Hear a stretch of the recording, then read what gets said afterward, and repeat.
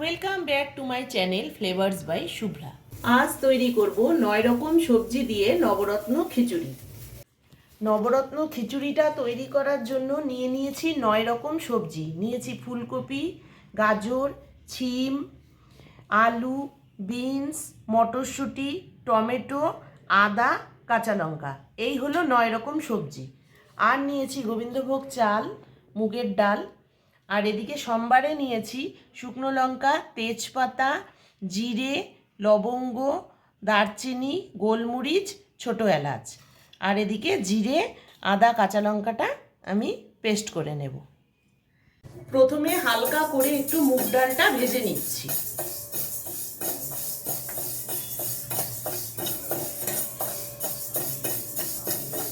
ভেজে তুলে নিলাম।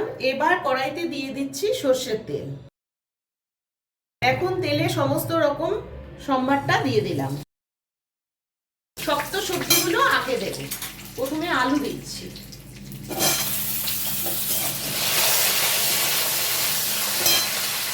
তারপর দিচ্ছি গাজরটা,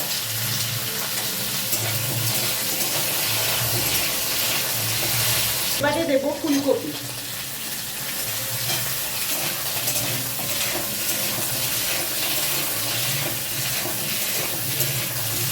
ফুলকপি দিয়ে বিনসটাও আমি দিয়ে দিচ্ছি।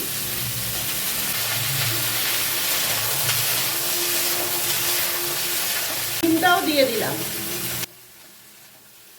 এখন দিয়ে দিচ্ছি হলুদ গুঁড়ো, লবণ, আর দেব মটরশুঁটিটা। মটরশুঁটি দিয়ে আমি জিরে, আদা, লঙ্কা বাটাটাও দিয়ে দিলাম। এবার কিছুক্ষণ কষে নিয়ে সবজিটা তুলে রাখবো। টমেটোটাও দিয়ে দিলাম।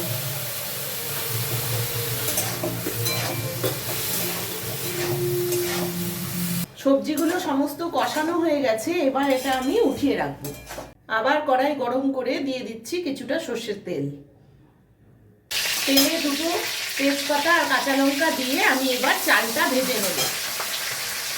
চালটা আর মুগের ডালটা ধুয়ে রেখেছিলাম, সেটা ভেজে নিচ্ছি।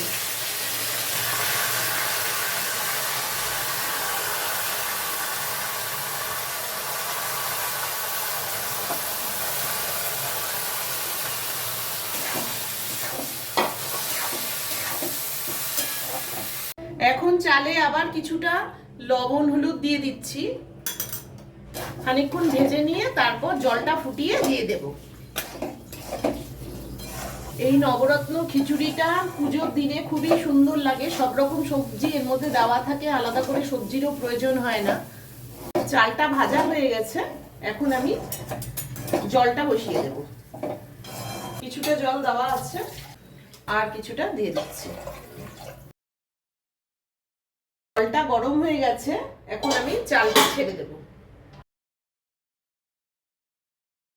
চালটা ছাড়া কিছুক্ষণ পরে সবজিটা দেব। সবজিটা আগে দিলে গলে যেতে পারে। একবার ফুটে উঠলে তারপরে সবজিটা দেব। ফুটে উঠেছে, এখন আমি সবজিগুলো সব দিয়ে দেব। কেমন সিদ্ধ হয়েছে একটু দেখে নিই। 50% সিদ্ধ হয়ে গেছে। এখন আমি দিয়ে দিচ্ছি।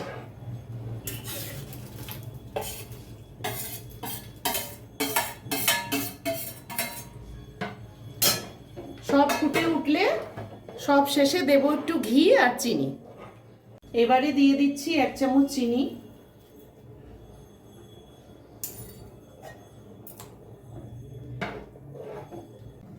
খুলে একটু দেখে নেব। ফুটে গেছে। হ্যাঁ, খিচুড়িটা তৈরি হয়ে গেছে। এখন আমি নামিয়ে নেব। উপরে একটু ঘি ছড়িয়ে দেব। তোমাদের যদি খিচুড়ির এই ভিডিওটা ভালো লেগে থাকে তাহলে ভিডিওটিকে লাইক করো, চ্যানেলটিকে সাবস্ক্রাইব করো, আর যারা ফেসবুক পেজ থেকে দেখছো তারা পেজটিকে ফলো করে নিও।